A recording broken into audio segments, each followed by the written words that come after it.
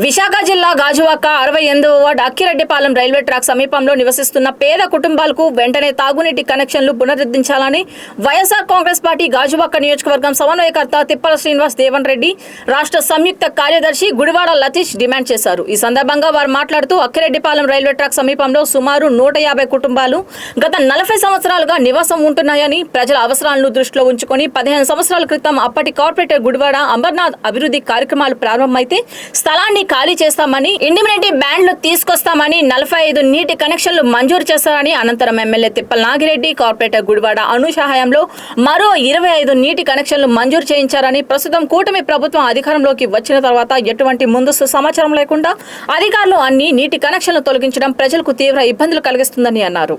ప్రజల ఇబ్బందులను దృష్టిలో పెట్టుకుని తక్షణమే నీటి కనెక్షన్లు పునరుద్ధరించాలని, లేని పక్షంలో వైఎస్ఆర్ కాంగ్రెస్ పార్టీ ఆధ్వర్యంలో పెద్ద ఎత్తున ఆందోళన కార్యక్రమాలు నిర్వహిస్తామని హెచ్చరించారు. గ్రామాల నుంచి ఇక్కడికి వలసకు వచ్చి ఇక్కడ బ్రతుకు తెరువు కోసం ఇక్కడికి వచ్చి నివసిస్తూ 40 సంవత్సరాలు అక్కిరెడ్డిపాలెం గ్రామంతో కలిసిపోయి వాళ్ళ పండగల్లో సుఖదుఖాల్లో కలిసిపోయి నివసిస్తున్న ఈ రైల్వే ట్రాక్ వాసులకి అప్పుడు గవర్నమెంట్లో అమర్నాథ్ గారు దాదాపు 45 వాటర్ ట్యాప్లు ఇవ్వడం జరిగింది.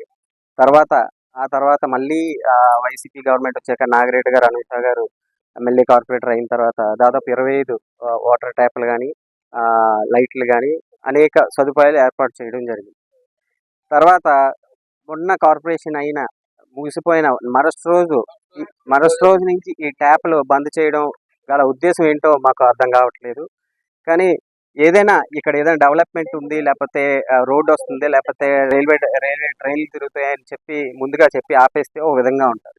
ఏ విధమైన డెవలప్మెంట్ లేకుండా హఠాత్తుగా ఎండాకాలం వచ్చిన రోజుల్లో ఇలాంటి 45 డిగ్రీలు ఉన్న రోజుల్లో వాటర్ చిన్నపిల్లలు, వృద్ధులు, అనేక రకాల వ్యాధులతో ఉన్న ప్రజలకి ఇక్కడ ఉన్నారు. వాళ్ళందరికీ ఇబ్బంది కలిగే విధంగా వాటర్ ఆపేయడం అనేది చాలా దురదృష్టకరం. రానున్న కాలంలో వీళ్ళకి ఈ వాటర్ అందరికీ వాటర్ ట్యాప్ ఇచ్చేటట్టు గవర్నమెంట్ ముందుకు వస్తుందని కోరుకుంటూ, అదేవిధంగా మేము ఈ చర్యలు కానీ తీసుకోకపోతే రానున్న కాలంలో ఈ పోరాటాన్ని మేము తీవ్ర స్థాయికి తీసుకెళ్ళి జీవీఎంసీ ఆఫీసులో కానీ సెంట్రల్ జీవీఎంసీ ఆఫీసులో కానీ ధర్నా చేస్తామని, వీళ్ళకి వాటర్ వచ్చే వరకు మేము పోరాటం చేస్తామని మీ అందరికీ తెలియజేసుకుంటున్నాను. తప్పకుండా మీ అందరికీ మేము వైసీపీ తరఫున దేవన్ రెడ్డి గారు కానీ మేము కానీ మీ అందరికీ వాటర్ వచ్చే వరకు మేము ఈ పోరాటం చేస్తాం, మీ అందరికీ అండగా ఉంటామని తెలియజేసుకుంటున్నాను. ఆ టైంలో కూడా ఉన్నటువంటి వాళ్ళందరికీ పేదవాళ్ళకి ఏదో ఆదుకోండి అధికారులని చెప్పడం, వాళ్ళకి తోడుగా ఉన్నప్పుడు మరి ఇప్పుడు ఎందుకు అంత అవసరం ఏంటి? అసలు ఈ పేదవాళ్ళు ఇంతమంది ఇన్ని సంవత్సరాలు 40 సంవత్సరాలు ఉన్నటువంటి ఒక చిన్న గ్రామంలో ఉన్నటువంటి ఊరిని మీరు ఈ విధంగా చేయడం కరెక్ట్ కాదు.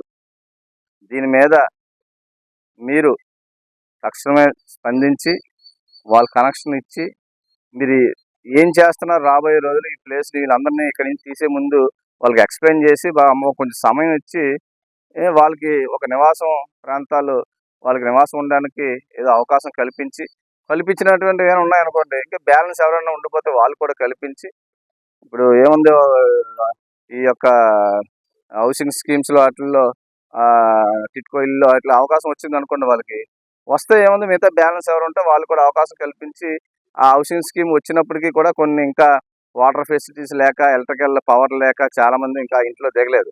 అవన్నీ వస్తే ఆటోమేటిక్గా అమ్మ మీరు ఇక్కడ ఉన్నటువంటి వాళ్ళందరికీ మేము ఈ టిట్కో ఇల్లు ఇచ్చాం కదా, ఇంకేంటి మీకు బాగా అడగడానికి మీరు అది అన్నీ కంప్లీట్ చేసి ఇక్కడ బ్యాలెన్స్ ఎవరైతే ఇంకా ఉన్నారో వాళ్ళు కూడా అవకాశం ఇచ్చి అందరూ కూడా అప్పుడు మూవ్ అవుతారు.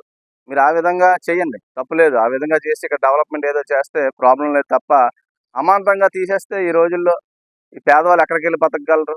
కిలోమీటర్ నడిచి మీరు ఎక్కడ వాటర్ ట్యాంక్ నాలుగు ఇంటికి వచ్చే వాటర్ని కట్ చేసి వాటర్ ట్యాంక్ పెట్టడం ఏంటి?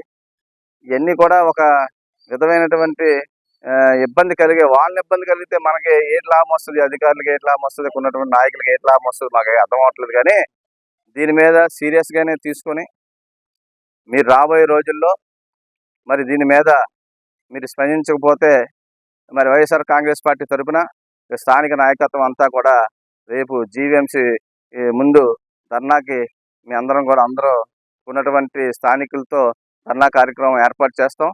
వీరికి న్యాయం జరిగే విధంగా వాళ్ళ పక్కన మేము ఉంటామని సందర్భంగా తెలియజేస్తాం.